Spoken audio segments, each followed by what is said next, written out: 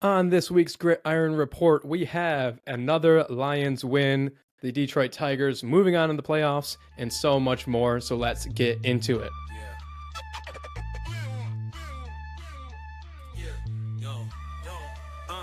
In the heart of the city where the lights grow dim, grit and grind every inch, every rim, from the underdogs rising to the legends that win. It's the Gridiron Report, let the games begin. Every highlight's a journey, roads paved with fire, sweat, tears, and hustle that never expire. From the rookies on the rise to the old hands retire, Gridiron is the place for fans to conspire. Hustle on blast, beats thunder and loud.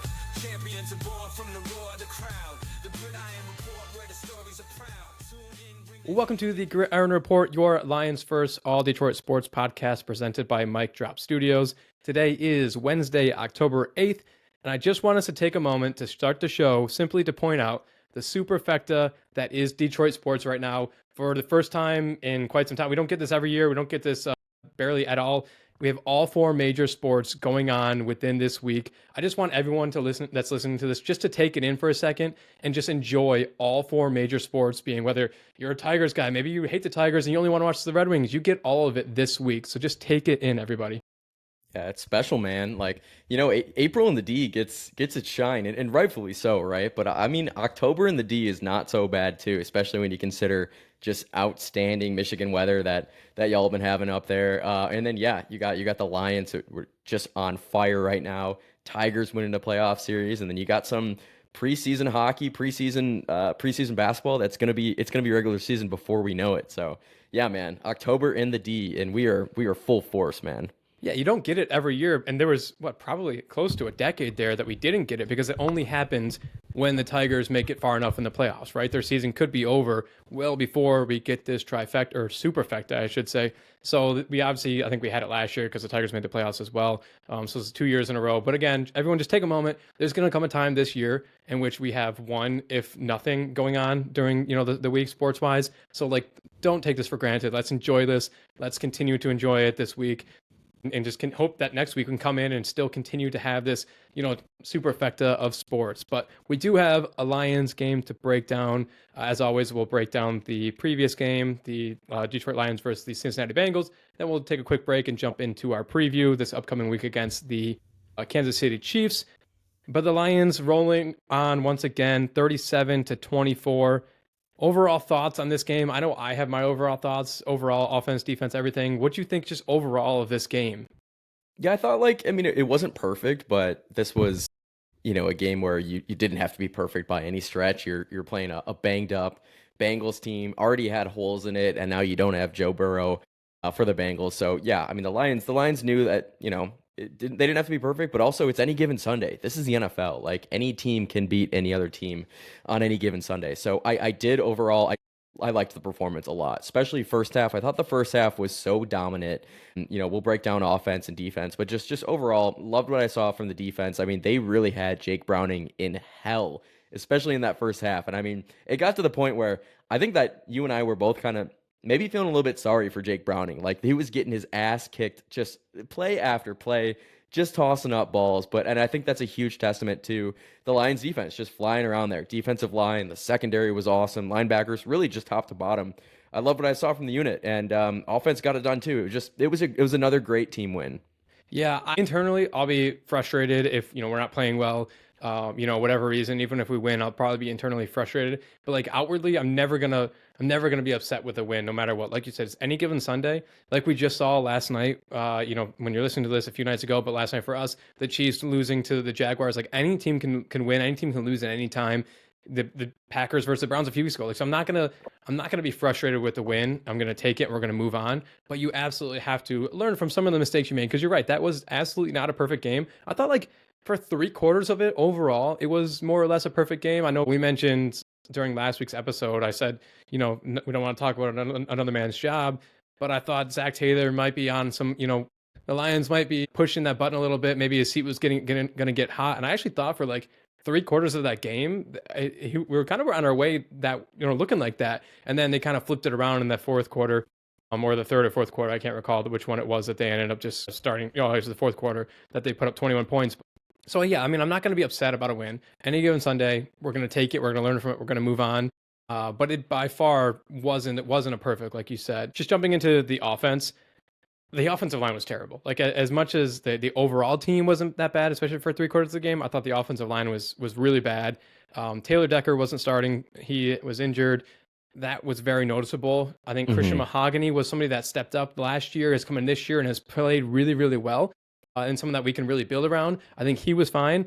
But the other sort of project, the young guy on the line from last year's draft, Giovanni Manu, who everyone knew when we took him, he had the size and overall ability to be a mainstay on the front offensive line, but he just was more of a project. I thought he looked every bit of a project on Sunday. Hmm. Again, he was going against a lot of Trey Hendrickson, someone that's always tied to Detroit, just an absolute monster in his own right.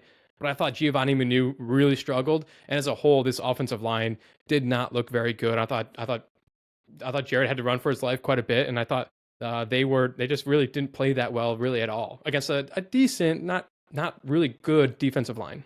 Yeah, for sure. And I think, yeah, you mentioned it, but having Taylor Decker out was that's a huge loss. He's still a plus, a left tackle in the league.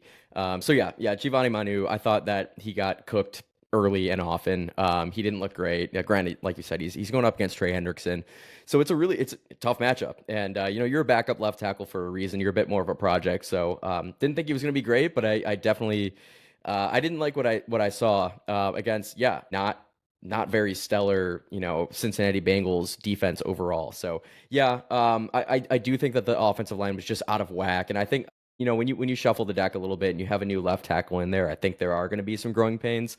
So hopefully they can get Decker back sooner rather than later. I don't know when he's slotted to get back, but yeah, I mean you're going up against a Chiefs team on Sunday who has a pretty good defense themselves.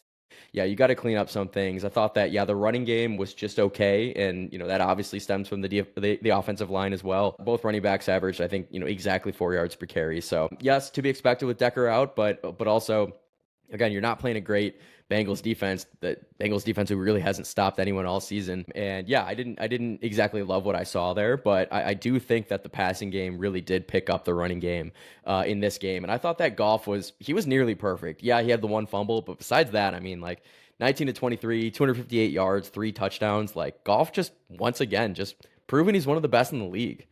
Yeah, it's about time people start realizing and recognizing how good he was. All the numbers that are coming out this week after having a great performance like that, like you look back since I think like 2021 or maybe 2022, he's like the number one QB in basically every stat. Like it's about time he starts getting some fucking respect. But I mean, I thought you nail on the head. Like the running game was just okay, obviously from the passing or the offensive line struggling. Makes sense. The running game was just okay, but like that was absolutely picked up by Sun God playing out of his mind. Sammy Laporta also played really, really great. Both those guys, you had Sun God going for 8 catches, 100 yards. Sam Laporta had 5 catches, 92 yards, and a touchdown. So both those guys just picked up the running game, which is nice. It's when, what a great offense does. When the running game's just not going, because whether that's a running back just not hitting their holes or the offensive line just not making those holes enough, you get picked up by the passing game, and that's what great teams do. I do want to point out there's been a lot of hate on Jameson Williams this week. He only had 1 catch for 9 yards. That's really 2 to 3 back-to-back games in which he has underperformed. This one, I don't really think it was necessarily his fault. Last week, I think he had a decent amount of drops and was open, and him and Goff just weren't on the same page, so it's not all on him. This week, he just wasn't getting a lot of the targets.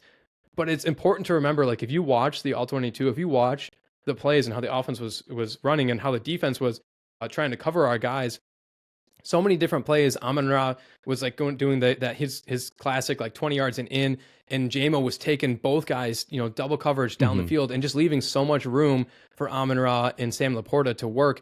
It's like after the game, they asked him like, "Are you okay with the amount of targets you got?" And he's like, "We won. I don't care. Like, of course, I don't care how many balls get thrown my way. I just want to try and win." And so like, there's a lot of hate for JMO online right now. And I think we just don't realize how much he does for the other guys and just as a team helps us out. Yeah, haters, check the tape, man. If you know ball, you know that, JMO, he's still doing a lot for this team. I think on several occasions he's still, downfield blocking, sprinting his ass off. So, and yeah, JMO's a team player. He's not going to let, 1 or 2 games really deter him from popping off in the next game. I do think that the Chiefs game is going to be big for JMO, a bit of a bounce back game. But yeah, the Lions, like you said, the Lions were taking what the Bengals were giving them, and the Bengals, obviously didn't want to get beat deep, and they were fine with just getting gashed, down the middle chunk plays to Laporta and St. Brown. So yeah, obviously, like if you're Johnny Morton, if you're the Lions, you're going to take exactly what the Bengals are giving. I mean, that's the Lions' bread and butter. It's just those chunk plays in the middle of the field. So. Yeah, I definitely like what I saw there. Not panicking at all about Jameson Williams, but I do think that next game is very important for him. Yeah, I mean, and you look at the score, put up 37 points. Like that's still a really great day against a bad offense or a bad defense, excuse me. So like, yeah, you're gonna take what they give you, and you're just gonna roll with it. I mean, Christian Mahogany, Sun God, and Panay Sewell, all three had the third, fourth, and fifth highest PFF grades.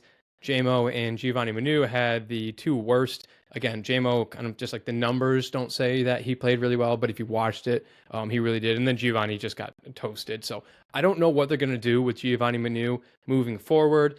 I do know that Taylor Decker is not coming back anytime soon. I think they were trying to get him back for this upcoming week, and they were trying to wrap him up, and something must have happened in which Dan Campbell came out and said, like, no, it's actually going to be quite a while since he comes back, thinking long-term, thinking like we don't want to rush whatever this thing is that he has going on. We really want to make sure we get him back for when it matters. So like, apparently they're really ramping down his work, and it doesn't sound like he's going to be back anytime soon. I would actually more so expect maybe like an IR stint coming off of this week, just based on the way Dan Campbell is kind of talking about it. And I think Dan is struggling with the Lions injuries a little bit. He's kind of throwing the fans left and right with the different injury reports, and we'll get to Terry and Arnold here in a minute, but it doesn't sound like Taylor Decker is going to be back really anytime soon. So I don't know what they're going to do. They're going to have to get Giovanni to figure it the fuck out and put it together. Because like you said, Chris Jones is waiting next week, Sunday night, and it's not going to be pretty if he plays the way he did against Trey Hendrickson. Yeah, for sure, man. For sure, man. But I do think, another full week of practice for Manu, obviously getting one start under his belt, another big start on Sunday night. Yeah, hopefully you see the kid improve a little bit there. But yeah, just a couple of things overall, Lions offense, not necessarily just the Bengals game, but just in general, the Lions set a franchise record for both points scored and touchdowns scored through the first 5 games of the season. So 174 points. 22 touchdowns. So yeah, franchise records in both those marks through 5 games. So yeah, I think the haters have already been very much silenced after that Packers game. But just in case you needed, a little bit more of a reminder there, that Johnny Morton is, the Johnny Morton's season's here. And yeah, he's doing great. Offense is cooking. Offense is doing great. So overall, just very happy for what I've seen from that unit. Yeah, they also set another record on Sunday it was the 14th game in which Jahmyr Gibbs and David Montgomery scored in the same game, which technically doesn't set the record. It ties their all-time record for the most times like tandem running backs have scored in the game together. I believe it was Emmitt Smith, I think. I might be wrong on that. Who currently holds the record. I guess now that is now tied with Jahmyr Gibbs and David Montgomery. So they tied that record as well. And you just knew like David Montgomery was going to score in this game. He had an amazing backstory. If you guys don't know, if you didn't listen to it, he's from Cincinnati. He went to school, I think Iowa State. So he didn't go to school there. But he's from there. His family's still there. His sister is a huge fan, watches him wherever he goes. His sister was in a tragic car accident on Valentine's Day a few years ago and got paralyzed from the neck down. So she was in the stadium watching him. He got to see them before the game. And this is his first time, I believe, playing back in Cincinnati against the Bengals. I think he played them when he was back with the Bears or something, and he just didn't play in Cincinnati. So I think it was the first time back there. So you knew he was going to do something. He obviously had the passing touchdown, nothing else. So you knew he was going to do something. And that's just a great, all around great story. If you haven't got the details of it, take a second to review it. It's a tearjerker. Man, love Monty. It's so awesome to see. Yeah, just what he could do in his Cincinnati homecoming. Lions got the monkey off their back, beating the Bengals. I think they hadn't beaten the Bengals since like 1998 or like weird, something. Dude. They haven't been crazy like that. Granted, only 7 games total between then and obviously 2025 this year. But yep, you're getting the monkey off your back. It was a big time ass kicking. For a second, I thought maybe we were going to get 28-3 for just a split second. I had a few beers in me. I was at the bar with my buddies. on Sunday. And yeah, there was, he give up a touchdown, give up, a couple scores. And yeah, obviously that thought did cross my mind briefly, but, luckily that didn't happen. Also wasn't the Super Bowl, so it wouldn't have been the end of the world. But yeah, I guess just one more thing on Jared Goff. Jared Goff, he's been so incredible during the Lions 4-game winning streak. Plus 11 expected points added per game, 11 touchdowns, 1 interception, 132 passer rating, 9.1 yards per attempt, and a near 74% completion rate. So he has been just so stellar. His MVP odds are now 7th best in the league. Like he's doing everything we need of him and more. 7th, that's horseshit. He should be top 4 easily. He should be up there. Like his numbers are insane. And the offense is winning. It's very much a team, if your team it sucks, unfortunately, you don't usually get included in the MVP race. And his team is the best team in the league. So like that even in itself is horseshit. They do have Jordan Love in front of him, Matthew Stafford in front of him. Although stop these are razor thin margins between the betting odds of those 3 guys. And then you got Baker Mayfield, who's only a little bit ahead, Justin Herbert, and then the two favorites, Josh Allen and Mahomes are. I'm surprised Mahomes is still. I guess he's having a decent season, but they're the 2 clear favorites right now. Jordan Love. I mean, that's malfeasance, but I digress. But no, you made a good point. The 28-3. There was a time in that game in which I agree with you. Like I felt like it started to get away from us a little bit and moving over to the defensive side. Like I said, it was 3 quarters of a really good game in which like we were taking care of business. You mentioned it. We had Jake Browning in hell. Chase Brown was literally non-existent again. You had already mentioned how Chase has had a terrible year. We did not let him get going. Like we were doing everything we could defensively to not let their offense have any sort of success. And for 3 quarters of the game, it worked. They only obviously had 3 points throughout the first 3 quarters, and then they exploded in the 4th quarter for 29 points. Now, I want to get into this. I want to know your thoughts on the defensive side, and we can get into this more so in a little bit. But the Terrion Arnold injury. So Terrion Arnold goes out in the 4th quarter. That's obviously when we saw the 21-point balloon from the Bengals. We saw just a way blown coverage. I think that was a pass to Jamar. We saw an insane pass and catch from Jake Browning to Jamar. Like you can't really blame that, but it all coincided with Terrion Arnold going out. And Terrion is somebody that he's such an easy target, right? He's very handsy. He gets a lot of penalties called against him. But I think there's too many people out there that's like, good, he's out, whatever, like it's not even going to affect us. I don't think people realize quite just how important Terrion Arnold actually is to this team. So I just have some of his numbers here in front of me. And then again, I want to hear obviously your side on the defensive side here. So Terrion had 32 snaps on Sunday. He had 6 targets towards him, allowed 3 catches for 28 yards. In general, that's a really great game. And watching the game, I'm also guilty of this. I felt like he also was getting burned nonstop, and that just simply wasn't the case. He actually had a really good game. Now, going the actual splits of when he was in the game versus when he was out of the game. So 44 snaps with Terrion Arnold. We had 3 points allowed, 4.1 yards per play, 34% offensive success rate, a passer rating of 28.9, and all of those essentially are first in the NFL ranking out of 26 teams that were on buys. Without Terrion, that was 14 snaps. We allowed 24 points. They got 10.1 yards per play. They had an offensive success rate of 57.1, and yards per play went up from 3.9 to 13.3. And those are basically all either 26 or 25 out of, again, the active 26 teams that were on Sunday. So it's easy. It's easy to attack Terrio. I get it. I do it too. He's handsy. He gets a lot of penalties. He does some bonehead plays. But I don't think we realize how important he is to this team. And we saw it on Sunday. He's very important. And I do think that's at least a few of those Terrio, defensive pass interferences or defensive holdings. Some of them are I don't know, a bit embellished, or I don't think they're good calls. Not always, obviously. Sometimes he's known for it. It's because he's known for it. Yeah. Sometimes it's like, Terrio, like, that's a blatant call. But I think a lot of, at least sometimes, like it's like that's a shitty call. Like, so yeah, I don't know if the refs are looking at it because they think that he's done this previously, or I'm not really sure if it's just a snowball effect there. But regardless, I do think that Terrion Arnold is very important to the secondary, a lot more than a lot of maybe casual fans might think. Don't want to like call out fans for being casual because it's not like we're like fucking experts or anything. But if you do watch the tape, if you watch the Lions, like that he is a good cornerback. Do I think he's the best cornerback in the 2024 draft? No, I do think Quinton Mitchell was the better pick. He's the better corner right now. But I mean, I mean, Terry Arnold is he's still good. I mean, I don't think he's great right now. I think he could be great. Again, still a very young cornerback, but especially in a season where you've lost DJ Reed for, an extended period of time. That makes Terry Arnold even more valuable. And I thought that, he did a great job of locking down Jamar Chase for as good as you can do locking Right. down the best wide receiver on the planet. I thought that he won the battle quite often. Obviously Jamar Chase is going to win the battle too and get his catches, get his touchdowns. But yeah, I thought that he did great when he was out there. So yeah, if Terry Arnold is out for an extended period of time with that shoulder injury, yeah, like you said, it was kind of a bit wishy-washy on if it was going to be extended period of time. Now they think that maybe it's not going to be as serious with the second opinion, but they need him back because if not, you're just that much thinner at cornerback. You're down to your Amik Robertsons of the world, who no slight to Amik, but you're third on the depth chart for a reason. Yeah, I think Terry Arnold is he's invaluable, especially right now. Yeah, so I think I just want everyone to know I am taking my stand.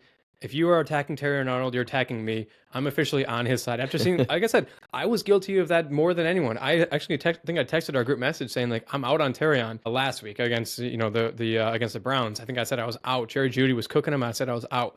I'm officially back. I am gonna lead that charge. You want to attack Terry on? You can go through me, and by going through me, you got to go through my co-host Kyle. So don't even try it. Yeah, if nothing else, you need to have the body. Watch the tape. Like, yeah, he's physical. Like, he is going one-on-one with the best wide receivers that he's lined up against. Like, he's jamming them at the line. Like, he's quick. Like, obviously he's handsy. You have to be handsy. Like, if you're a cornerback, like, obviously you're already at a disadvantage. The receiver who's faster and probably bigger than you. Usually they are, quite a bit bigger. And oh, by the way, they know the route and you don't. Like, you're already at a disadvantage. It's one of the hardest positions to play in all of sports, not just football. So yeah, I mean, if Terry Arnold's getting a little handsy, like you have to do that sometimes to win battles. But look at the Brian Baldy breakdown of Terry Arnold. I think you put it on Instagram like yesterday. There's really good tape of Terrion against Jamar Chase, and yeah, like I said, he won quite a few snaps. So yeah, just check the tape. Check the tape. Yep. So like you said, Terrion was at first thought to be out for the entire season, but now it's being confirmed that their second opinion said maybe we can get him back as early as the end of this month, which would be huge. I mean, we're going to get like 5 guys all back at the same time: Malik McNeil, Terrion Arnold, DJ Reed, a bunch of those guys, Marcus Davenport and stuff. So that's a lot on Terrion Arnold. Outside of him in that fourth quarter, Jack Campbell led the way PFF-wise with a 92. Behind him was Hutch at 91.6. Both those guys were insane. I thought Derek Barnes had an amazing day. Derek Barnes got that extension just recently, and people thought maybe we had to overpay for him a little bit. He had a huge day, 8 tackles, 5 solo, 1 sack, and for a safety. Obviously, Hutch had his sack safety that was called back. I believe actually that was by Terrion, or maybe Ranch. I can't remember. Both of my boys. That's just not. I'm going to cut that. We don't need to talk about that. I thought other than that, like those guys were flying around the field. Anzalone had his pick. Like the linebacker core and the defensive line, like you said, had Jake Browning in hell. Yeah, man, it was so awesome. Like, again, yeah, we already said it, but it was to the point where we're like, I said this multiple times at the bar with my buddies, like, you have to pull Jake Browning. Like, there is no way that you can trot him out, especially after his 3rd interception. And yeah, the Bengals were like, screw it, we're just gonna keep this guy going. And credit to Jake Browning, credit to the Bengals. They did claw back a little bit second half. A lot of it was probably game script and knowing Lions knowing. Just don't get beat over the top, even though they did get beat over the top by Jamar Chase. They just forgot to cover him on one play. But yeah, dude, especially that first half was so awesome, man. Yeah, the pass rush was awesome. You mentioned it, 3 sacks, 9 QB hits. I don't have the stats in front of me on hurries and pressures, but it had to have been just a shitload because, yeah, Jake Browning was just running for his life the entire game. Loved what I saw from the secondary. Just play after play, yeah, big interceptions. Poor Terrio, like almost he wanted that interception so bad, and then Kirby just kind of snatched it right from him in pure Kirby Joseph's status there. But yeah, man, Anzalone was incredible, just flying around, just what he always does. I mean, he's just still the cornerstone of that defense, even though you can argue that Jack Campbell is maybe the better backer at this point in both of their careers, but Alex Anzalone is still doing it, man. And it was a sweet interception he had. Yeah, I thought they were fantastic. I thought Hutch is coming alive, has been alive. I don't even want to say coming alive anymore. He has been alive. He has to be leading the league in pressures, like you said, and everything. So they were fantastic. They ate on for 3/4 of the game on a really bad a really bad offense, a bad offensive line. I thought actually by the fourth quarter, after Jake Browning started to turn it up a little bit, I was like, oh, okay, I think Jake Browning might have bought himself some more time in this league. But it seems that the Lions may have ended a back-to-back QB's career.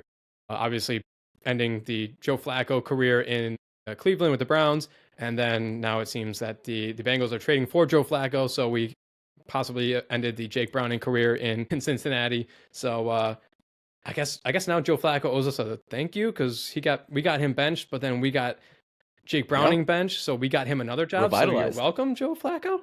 Joe Flacco, congrats, buddy. You're back. And yeah, I don't think I don't think it's gonna last very long, but yeah, Flacco's back, baby. He's still elite. He's 45 years old behind like 3 cones. Like he's gonna get destroyed immediately. But that's neither here nor there. We don't have to play them anymore. We don't need to keep ragging on the Bengals. Like you said, I got nothing against Cincinnati. I like the Bengals. I love Joe Burrow.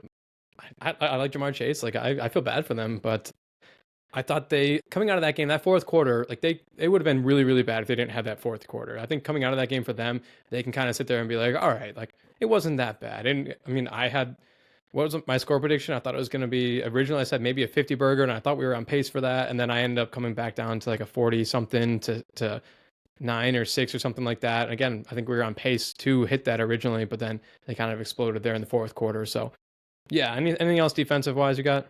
Yeah, just I mentioned it, Jack Campbell, but 11 total tackles, so he was all over the ball. Yeah, Derek Barnes, you mentioned it already, but just that clutch safety there. Love Derek Barnes. He's such a gamer. He's just the perfect linebacker, kind of that number 3 guy for the Lions. Just a plug and play guy. You can kind of move him around. He can get to the quarterback. He can play a little coverage too. Yeah, he was awesome. Yeah, and I guess, just the Lions depleted defensive backs. I do think they struggled a little bit with Jamar Chase, but again, overall, like especially in that first half, thought they did a great job. They did everything they needed to do to win the game. So, yeah, when we break down the Chiefs game, that's going to be another big key for me is especially without Terron Arnold, that defensive back core. But I thought they did plenty against against the Bengals to get the win. Yeah, absolutely. So, all right, let's go to a quick break. And then when we come back, like you mentioned, we will break down the upcoming Sunday night matchup against the Kansas City Chiefs. All right, let's get into their second half here. The Detroit Lions taking on the Kansas City Chiefs this Sunday night. Kyle, let's play it. Guess the line. What is going to be the line when the Lions go to the Chiefs? Yeah, Sunday night, man. This is a tough one. Arrowhead. I kind of saved my guess until I watched last night's game, the Chiefs game, and I think I'm more confused than ever. I don't know if the Chiefs are good. I feel like they played a pretty good first half, and then they did enough to win the game, and then they coughed it up and lost the game. So again, on the road, hard to win in the NFL, especially on the road. I just think that a couple things: Lions having a depleted secondary without their 2 best cornerbacks, and then also at Arrowhead, I think the Chiefs have to be favored. I think it's going to be pretty close. I'm going to say Chiefs minus 1.5 is going to be my guess. Yeah, this might be the most difficult game to guess the line on because, like you said, like there's drives in which the Chiefs, especially playing the Jaguars, like they looked unstoppable, and we're like, holy shit, like they're getting hot right at the right time. Like shame on all of us for counting out the Chiefs once again. And then there's other drives. There's a real quick 3-and-out. They had nothing going, and obviously they lost that game. So Vegas has the line at the moment at Chiefs minus 2.5. So a little bit more favored than you thought. I probably would have put us at about 1.5 as well, just simply because it is at Arrowhead. If it was at Detroit, I think I would put us at minus 2.5, maybe a little more. But Arrowhead is hell of a place to go play, so I do get that, and like the potential is there with Mahomes and with the Chiefs. So it's Vegas, or the Vegas has the Chiefs at minus 2.5. Wow. Okay. Yeah. I mean, I get it. I'm probably, if I was a betting man, and unfortunately I can't down in Texas, but Lions money line does seem pretty juicy to me. The thing that I'm definitely worried about, Chiefs at home coming off this loss, a loss that probably should have been a win for the Chiefs. They kind of coughed it up at the end there against the Jags. So coming off a loss, their backs are kind of against the wall. Like Chiefs are now 2-3, 3 losses already. And for them to keep pace just in the AFC West alone, like it helps that the Chargers lost. So they're kind of keeping pace already there. But yeah, I think their backs are against the wall, especially for a team that has Super Bowl aspirations. So that's scary, like knowing that Andy Reid is going to have this team just buzzing. This is going to be a tough one. 100%. Dude, I was thinking that last night. Like This is probably the first time in like the Mahomes era, like obviously outside of his rookie season, even then he was pretty good, but like outside of his rookie season, since Mahomes has become Mahomes, it's got to be the first time that team is under 500 past 3 games or something like that, right? Even before that, past like 2 games like that. Like it's got to be something like that. So I was thinking about that last night. Yeah. I think this is a must-win game for the Chiefs, and that scares the shit out of me. And just like you said, like I don't want to play Patrick Mahomes in a must-win game, Andy Reid in a must-win game. It's that sounds terrible, but at the same time, there's been times when they've looked like an actively bad team, not even just like looked human. They've looked like a bad team, and outside of our first week, I don't think there's been only 1 or 2 drives here and there. Like we said against the Browns, we probably didn't perform as well as we should have. The fourth quarter against the Bengals, like you said, maybe we just took our foot off the gas a little bit. Like there's been times we've looked human, but they've looked actively bad, and so I'm. It could be a super dangerous game. Yeah, and also revenge game from season opener 2 years ago when Yeah. the Lions marched into Arrowhead and knocked off the Chiefs. So yeah, man, this is huge. Yeah, the thing that worries about me, well, we'll break down the defense, but I do think not having Terry Arnold or DJ Reed, but let's look in the offense first. So I'm just looking at the Chiefs defense. Chiefs defense, they rank pretty average in the NFL in terms of yards given up, about 314 yards per game, 12 touchdowns given up on the season. So the scoring defense isn't bad, but overall just very run of the mill. Their passing defense ranks just a little bit better than their rushing defense. So yeah, I think that this might be a higher scoring game. Granted, it's primetime. Sometimes these primetime games can be a bit lower scoring, but just given, I mean, the Chiefs defense is not quite as good as it has been in years past.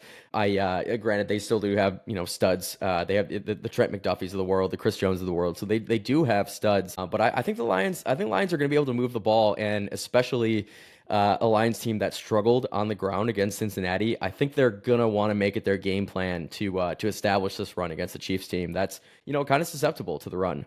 Yeah, I think I agree with you, and I don't know how the over under in front of me, but I think it will be somewhat of a shootout just because of our injuries, and like you said, their defense is absolutely nothing special. They got some good guys, up front. Chris Jones is older in the league, but he's still a wrecking machine if you pick him on the right day and the right game, the right play. But the one thing I noticed, about the Chiefs blitz at a top 10 rate this year. Jared Goff versus the blitz this year, he has an 82% adjusted completion rate, 410 yards, 9.8 yards per attempt, 5 touchdowns, 0 interceptions, 143.8 passer rating. Like everyone needs to stop talking shit about Jared Goff. He's a great quarterback. Somehow against the blitz, he plays so much better. Like I don't know if he makes shorter reads and he gets them out quicker, and we're just doing shorter passes, or we're still, opening it up and he's still able to get the passes off. He plays so well against the blitz, and the Chiefs blitz a lot. And so I think he's going to, like you said, we're going to be able to pass the ball. I think we're going to get the run game going. I think we're going to be okay offensively.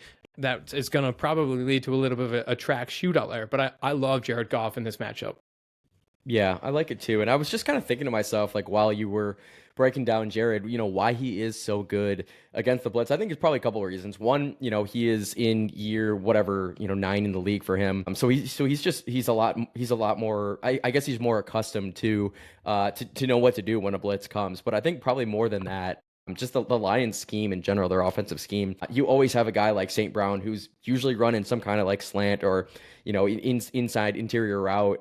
You got Laporta as well. You got Gibbs. So you have like great safety blankets that like Goff, he's so smart and so good. He knows where to dump it off when he feels pressure coming.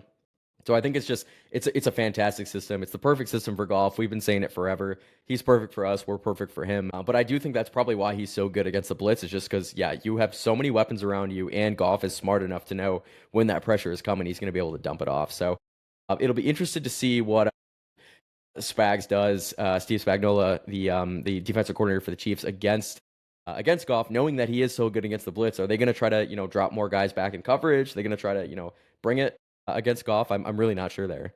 Yeah, you got to. I mean, he's one of the better, if not like one of the best defensive coordinators in the league. He's the only coordinator in NFL history with 3 or 4 Super Bowls under his name. So like he know, if we know this, that Jared Goff excels against the blitz, you damn well sure that Spagnuolo knows that Jared Goff is good against the blitz. So maybe they switch it up and they don't bring as much pressure, and maybe that helps us in general. And because then he has more time to, like, it'll be interesting. I know the Defensively for the Chiefs, their opponent red zone scoring is a 60%.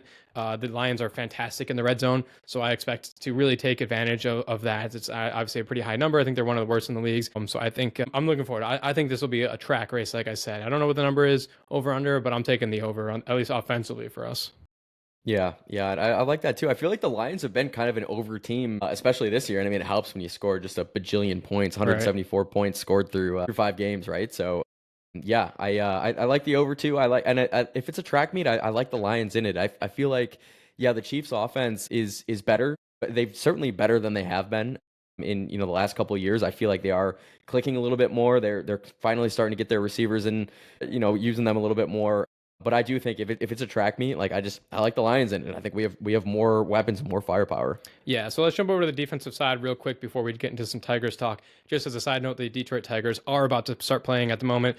We're recording this obviously Tuesday night. They had their rain delay pushed until right about recording time, so they are about to get going here just in a few minutes. So maybe you guys will get some live fireworks from this game. But defensively, there's a lot of speedsters on this Chiefs team. Like there's no really legit X receiver outside of like a Travis Kelce, if you want to say that. I mean, he's obviously a tight end. He's probably their biggest receiver. They have 3 different guys that either paced or set the record for the fastest time at either the combine or their pro day. Like this is a very, very fast team. And it worries me going over the top with all of our injuries and everything. It worries me these guys breaking up the top and getting a long play just like Jamar Chase did last week. It worries me a little bit there, but you really don't have to worry much about a rushing game. Outside of Mahomes is their leading rusher, 90 yards on the ground. He leads the team there. So like they don't really run that much with their running backs. Now that just means you have to contain him and not let him extend plays. It's what he's so good at doing. But they also, the weird thing is with not having that much rushing yards, they are second in the league in rushing first downs this year. So when they do run, whether that's Mahomes or Pacheco, they're either getting 1 or 2 yards and getting the first down, like short distance, or they're able to convert on their legs. They're really, really good with converting with their legs. So we'll have to keep that in mind. Yeah, Mahomes is. I mean, he's such a smart quarterback. I mean, he's one of the best to ever do it, man. And so yeah, he knows exactly when he can beat you with his legs, and he will. He's not the fastest guy in the world, obviously, but he's also not slow either. Like he can really bring it for 5 or 10 yards or more. He's a decent runner. I think that honestly, and this might be bad to say, I think you got to put him on his ass. I'm not saying bounty, go and just pick up flags. Because that's one way to really beat yourself and lose to the Chiefs is just giving Mahomes 15 free yards. Which but he's really good at doing. That being said, man, I think you got to put him on his ass. In a legal sense, of course. Hurries, pressures, QB hits, knockdowns. You have to make him feel uncomfortable with this pass rush, or else he's gonna run all over you whenever he wants to. Because Mahomes is great at kind of exploiting some either unwritten NFL rules or obviously written NFL rules to protect the quarterback. He is really good at using those to his advantage. Like I said, he's a smart ass player. He's a great player. But I think you got to make him uncomfortable, and you got to put this kid on his ass. Dude, and if he does any of that bullshit where he's running along the sideline, in which you have to kind of let a quarterback just run out of bounds because he's giving himself up, you can't hit him. And as soon as he sees you give that up and not go after him, he cuts up field and gets a few more yards. Do not let him do that. Like I'll take the 15 yards. He does that shit one time. Now make sure you you mean it, and you don't just let the 15 yards go for nothing. I'll take that. Your money's worth out of it. 100%. Don't let him do that shit because he loves it. He's so good at it. It drives everyone nuts. I hope that they got to contain him in that way. Yeah, and we mentioned it a bunch of times, but yeah, no Terry Arnold, no DJ Reed against, like you mentioned, just speedsters. Xavier Worthy, Hollywood Brown. I'm missing. Thornton. Yep. Another speedster there. Yeah, I'm certainly worried. I think that our safeties are up for the test. I think it's going to have to be more 2 highs. Especially with a Chiefs running game that isn't super stellar. Like I think you can afford to have 2 high safeties and kind of more bait them to run the ball on you. And know that like you're not going to get beat over the top. So again, I don't know if Kelvin Shepard, that's going to be his game plan or not, but that's certainly what I would do. Lean on your 2 of the best safeties in the league, especially when you're really thin on cornerback. Yeah, and I mean, this isn't the Chiefs of the Super Bowl era where they're and saying they just ranked 12th in the league in scoring per game. So like they will only really go as far as Patrick Mahomes can take them, which is far. But as long as you can kind of keep him in check, you should be okay. As a team, they are awful in scoring in the first quarter. They are 28th in the league in points scored in the first quarter. So they start really slow oftentimes. I know we usually, I think actually this was the first game against the Bengals last week that we didn't let an offense score on the first drive. So maybe we did buck that trend. But so that should help us not giving up a touchdown in the first drive. Make sure you take advantage of them being so bad in the first quarter. Don't let them score. But then they're great in the second quarter. They're fifth in the NFL in points per game in the second quarter. So then you got to be able to, kind of build up that lead. Don't let them get off the hook in the second quarter. And I think we should be okay. The other thing is that their offensive line is just so. They give up 1.4 sacks per game. They're an offensive line that is vulnerable. I think Hutch should be able to take quite advantage. I think maybe we'll see a little Aquadim Muhammad. And I think we keep them in check. And well, it will be somewhat of a track race just because you can't keep Mahomes down so much. He's still an insane talent. I think we come away with a win here. And not to get into our predictions here, we can in a second, but I think we come away with a win. Yeah, dude, I love that. I think it's gonna be back and forth. Regardless, like this might be your ESPN Instant Classic, whatever, NBC. I think it's Sunday Night Football there, but there's almost no doubt in my mind that this is gonna be a fantastic game. I happy to be proven wrong if it's gonna be a monumental win for the Lions. Hopefully, it's not the opposite, obviously. But I really do think this is gonna be a tight battle. Just your classic, Mahomes versus Jared Goff slugfest that we have seen in the past. I think Jared's got the best of Mahomes past couple times they've played. So this is going to be awesome, man. Yeah, let's get into our predictions. You want to give a prediction and you're in between the Lions for this matchup? Yeah, so I will. I guess Let's start between the Lions. Yeah, mine's gonna be. I'm really interested to see this Lions offensive line and what they can do specifically against Chris Jones. Who, we talked about it. He might be a little over the hill, but he's still a very very good defensive tackle in this league. So Chris Jones. Between the Lions, Chris Jones versus any combination of Graham Glasgow, Christian Mahogany, Tate Rutledge. I think that most times Chris Jones is going to be more interior. If he lines out outside, though, obviously Penne or Manu. So really, Chris Jones versus our offensive line. Can we contain him? Can we protect Jared? Because Jared, he got hit quite a few times. Fumbled, sacks galore against Cincinnati. So I think they got to do a better job of cleaning that up and protecting Jared. Yeah, they were great for 4 weeks in a row. There's at least 3 weeks in which he wasn't sacked, including against that insane stellar defensive line in the Cleveland Browns, and then they kind of let it all go to shit against the Bengals. So that's gonna be a great matchup. Mine between the lines. I'm gonna go with the secondary, whoever it may be. We don't quite know who is gonna be back there. It's obviously not gonna be Terry Arnold. It's obviously not gonna be DJ Reed, excuse me. Whoever it's gonna be, we already mentioned they have some absolute speedsters. Like, do not let the top get taken off. Like you gotta keep those guys in front of you. Nothing over the top. I think it's gonna be extremely important to limit those. I have a feeling they might give up, one big play, kind of like the Bengals did with Jamar Chase. And as long as you can kind of limit those, that's going to be kind of the matchup that I'm really looking forward to. The speedy wide receivers from the Cincinnati or I'm losing my mind now. The Chiefs versus the Lions secondary is going to be mine between the lines. Please get to your prediction before I start throwing some other names out there. You got it, man. You got it, man. The Chiefs reside in Kansas City, which obviously score predictions. Yeah, this is a Lions dub. I'm feeling it, man. This is gonna be hard fought. It's gonna be earned. It's definitely not gonna be given. Although it'd be nice if Mahomes throws another 99-yard pick six like he did on Monday night. Don't see that happening, but it could happen. But regardless, I'm gonna go 24. Chiefs 23 in an instant classic and one that we will remember for a while, but a monumental Lions dub. I like that. I think it's going to be a little bit more higher scoring than that. The over-under I did look is at 52.5, I believe it was. And so that is absolutely up there. These are hard for me because I feel like in my gut, these numbers just like stand out to me, but then I have to do like the math backwards and figure out if it's possible. But I'm not gonna do that. I'm not gonna try and work the math backwards. I'm just gonna go with the numbers that are sticking out to me. It's gonna be 30 for Lions. Okay. I like that.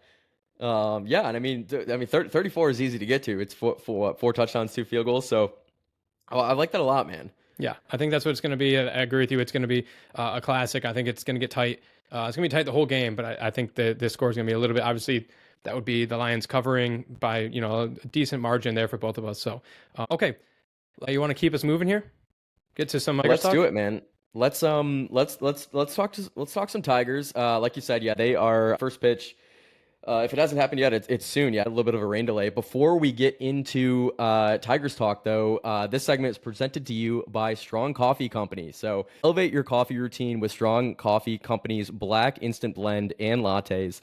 Both coffees feature organic coffee, protein, MCTs, adaptogens for sustained energy, and mental clarity. So enjoy an exclusive discount only for our listeners with promo code GRIT. That's promo code GRIT, GRIT, for 20% off any one product at strongcoffeecompany.com. Shout out Strong Coffee Company.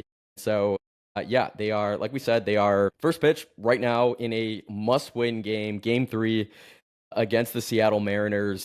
But we haven't been on here for a week, right? So Yeah. I mean, there's been a lot that's happened in that week, including just taking down the Cleveland Guardians. Fuck Cleveland, man. Dude, we've mentioned before, it's so difficult to do these shows with the Tigers because so much happens in there's like been 4 games. So we beat the Guardians, we beat the Mariners in game 1 in extra innings, and just an insane game. We lose to the Mariners in game 2, so now we are tied in the series 1-1.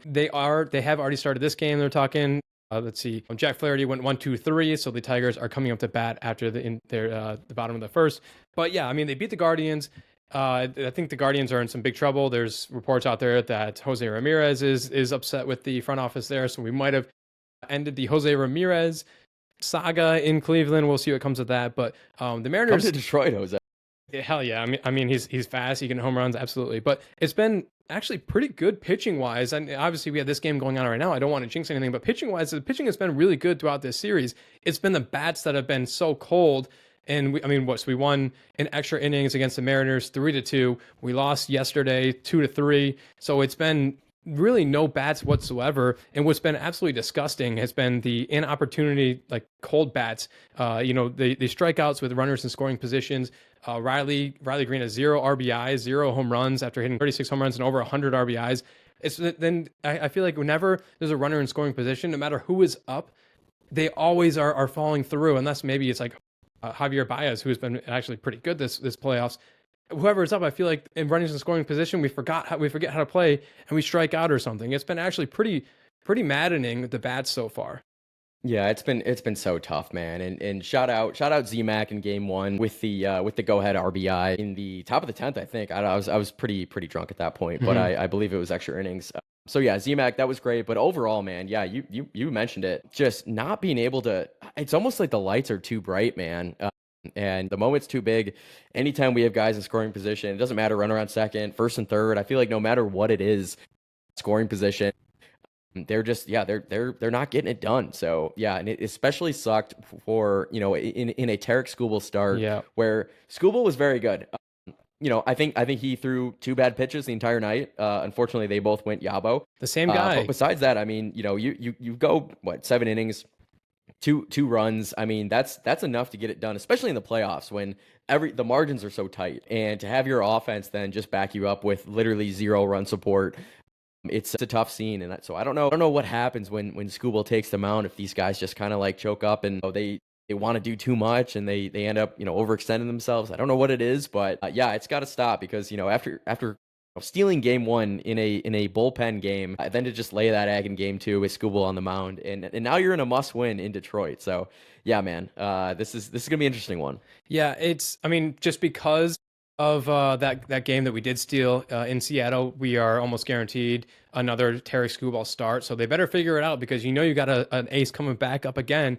And man, it would just suck so badly if we, we already blew the division as we did, kind of erased a little bit of that pain by beating the Guardians in the playoffs. But like, you need to get, I think in my opinion, and I want to know yours, you need to get past this series in order to basically erase all that pain and just be like, all right, overall, we still was an insane season. We still overachieved. I'm really kind of happy with where we went. Winning in this series would take us there. How far do we need to go for you before you feel like that pain has been a little bit erased? Yeah, I don't know if I'm gonna go at it like erasing the pain from blowing the division, but I will look at it as building off of last season where you went to the ALDS, took it to Game 5 against the Guardians, obviously lost. I definitely I'm looking for more out of this team, especially because through like more than half the season they were one of the best teams in baseball. So we know they have it in them. So I would love for them to build off all that momentum and success and make it to the ALC. I think that baseball is wide open this year, so I want them to go as far as possible. I think that even with their struggles down the stretch, like it's not inconceivable to think that this team could win a World Series. It's baseball. Any team can win a World Series if you make it to the playoffs. So from that lens, I would love to see them go to an ALCS. But yeah, as far as you mentioned, kind of erasing the pain of blowing the 15 and a half game lead to the Cleveland Guardians. For me, I don't know. I feel like that has been very much erased by Already, yeah. beating their ass in Cleveland when the games actually mattered. Like I mean you guys can have that division again. You've won it a bunch. We haven't won it at all in the past decade. But so yes, would I have loved to win that? Obviously, as Riley Green just Oh my strikes out to God. end the inning there. But yeah, kicking their ass in Cleveland for me, that's more than enough to erase it. We're still playing ball. We're playing the Mariners. They're on their way to Cancun. So yeah, I'm good there. Okay, I'm glad you said that. I mean, it is so frustrating. So I mean, just now watching that inning, and obviously you guys are listening to this, you know how this game ended up turning out. We had a guy on base, and Riley Green struck out. Like his strikeouts have been just absolutely maddening. I just pulled up our numbers for this postseason so far. And now, if any of this is wrong, this is from ChatGPT, so do not blame me. But in 5 postseason Be games, careful with ChatGPT. They told me that the Tigers could have drafted Jeter. So careful there. that was an all timer in which I was looking back and thought like, if you guys missed that, that was one of our Mount Rushmores for all time draft what ifs back in the day. You can go back and find that episode. But so far this postseason, they've been 5 games, 199 plate appearances, 14 runs, just 32 hits. 0 triples, 2 home runs, one from Dingler to get us past the Guardians, and then I don't recall who the other one was from. But as a team, we are hitting just 186, which is just terrible. Slugging percentage of 256, an OPS of 545. Like these batting numbers are abysmal. I feel like I'm watching these games and I just feel like we don't deserve to win batting like this. But like you said, it's baseball. Anything can happen. Anyone can get hot. Truly, any given night, someone can get hot. And let's just pray that it's our guys. It's the guys that have carried us here. Let's pray it gets us there. I mean, I'm still in on it. Let's hope they can do something here. Yeah, and they're on a ride for sure. It hasn't been a great ride at times. Yeah, they're obviously slumping, especially runners in scoring position. Do I think this is sustainable? Hell no. I think we're actually probably very lucky to be 1-1 in this series. Now you can say that obviously they stole the game with the bullpen. Then the Mariners kind of stole one back. Winning a game where Tarek Skubal's on the mound. So, anywhere you slice it, I think it probably was going to be 1-1 coming back to Detroit. So yes, they're in the spot that I thought they would be. But yeah, the bats have not been there. So I do think that the Tigers they're a bit lucky right now. But that can always change. They could get hot. This team, we've seen it. They've had a lot of success at the plate. So and really all it takes is a couple big swings, man. Team starts vibing, team starts gelling, and the rest is history. And the Tigers march on to the ALCS. So yeah, fingers crossed. Tyler and I will be watching after we conclude this pod. Hopefully, as the listeners are listening to this, you're already celebrating a huge Tigers win, but we'll see on that. Yeah, absolutely. Okay, so let's wrap up the show then with Grit of the Week. Grit of the Week this week is brought to you by Pins and Aces. Pins and Aces, it's a Colorado-based golf brand making premium polos, head covers, and gear that perform on the course and stand out everywhere else. Made in the USA with quality you can feel. You can enjoy an exclusive discount with our promo code GRIT. Again, that's GRIT at pinsandaces.com. That's 21% off your order using the promo code GRIT. I will kick us off with my Grit of the Week to start. And it's a guy that I kind of just briefly mentioned, and that's Javi Baez. Javi Baez, again, it's difficult giving someone Grit of the Week when you have so many important games in between our shows here. But thinking back to the Cleveland series, Javi Baez has been outstanding this postseason run. I texted my dad. I'm like, hey, when are you ready to get that Javi Baez apology ready? And he's sticking to his gun, saying he's not giving it to Javi until something big happens. I'm assuming like a World Series. But Javi Baez this postseason, again, ChatGPT, so don't come at me. Come at ChatGPT if this is wrong. Just one strikeout. He's hitting 316.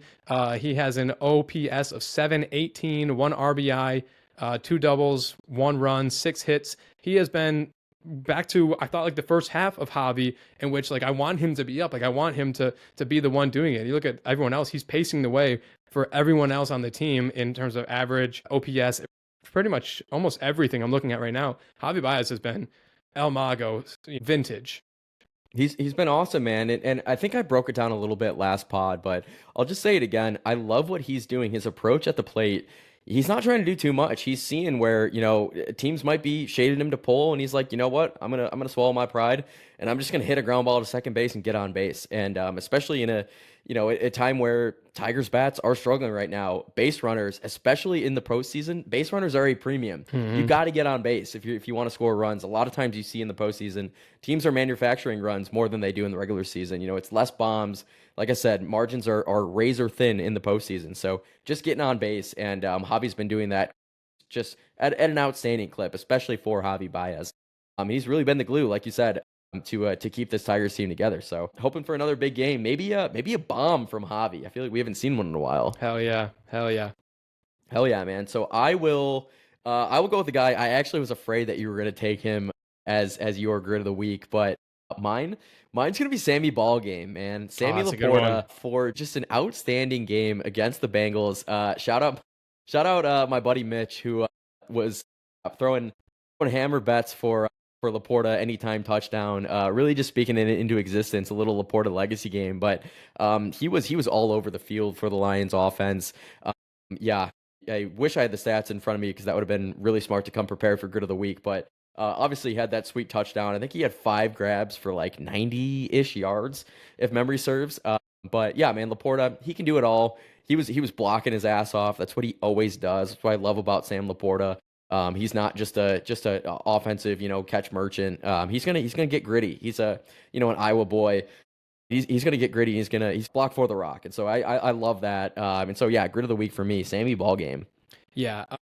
So yeah, he had 5 catches, 92 yards, a touchdown, and a touchdown that he got sent in the air, flipped over, and got the game going. That was really sick. That's a really good call. And I almost and thinking about my grid of the week, I almost forgot the Lions played, because I also think Derek Barnes deserves a grid of the week, just because he's someone that maybe doesn't get a whole bunch of grid of the weeks. He had a fantastic game, and obviously he had the safety, so I think he deserves a little mini grid of the week there. We're not going to give him a full one, but a mini grid of the week to Derek Barnes. But really shout out Sammy Laporta, shout out Javi Baez, both those guys super deserving. Oh, and also, actually, before we wrap up the show, we forgot to mention the Pistons are playing. So Pistons preseason got going. We're not going to actually break that down. It's just preseason. Cade Cunningham looked fantastic in his first half he played. Everyone looked fantastic. I cannot wait to continue to watch them, but just thought they deserve some sort of shout out there. But that is our show. Thank you guys for tuning into this week's episode. You can find both Kyle and I on Twitter at Kyle_Marino and myself at Dutton_Tyler. You can follow the podcast itself on Instagram or on TikTok at Gridiron Report, or Twitter at Gridiron Report 1, or you can actually watch us on YouTube at Gridiron Report. Finally, you can join the conversation next week by calling into the Gridiron Report voicemail for us to call and discuss on the podcast. That phone number, as always, is 313-679-3939. We are still doing our best wings in Detroit for the football season. We just had our highest score of the season, a fan favorite, a place of my own that I really, really love. So go over to our TikTok, give that a listen, give that a watch. Continue to follow that series as we try and find the best sports wings for football in Detroit. And finally, if you guys like this episode, please take a moment to rate it 5 stars. Leave us a little review saying so. We really appreciate it. Thank you guys for listening. Thanks, y'all. Restore the roar. A journey, roads paved with fire, sweat, tears, and hustle that never expire. From the rookies on the rise to the old hands retired. Grit iron is the place for fans to conspire. Hustle on, blast beats thundering loud. Champions are born from the roar of the crowd. The Gridiron Report, where the stories are proud. Tune in, bring the heat, make your fandom a vow.